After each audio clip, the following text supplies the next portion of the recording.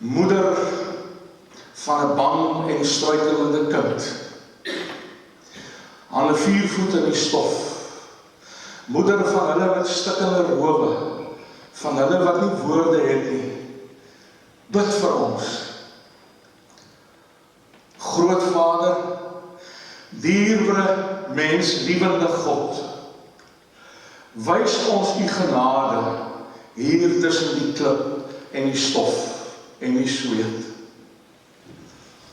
Ag, en hoor net hier, is dit nie ook eintlik ons almal se gebed tot ons Grootvader nie?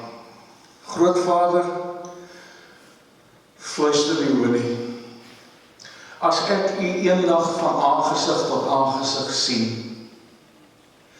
moet asseblief nie 'n goue staf en 'n rooi kleed dra nie.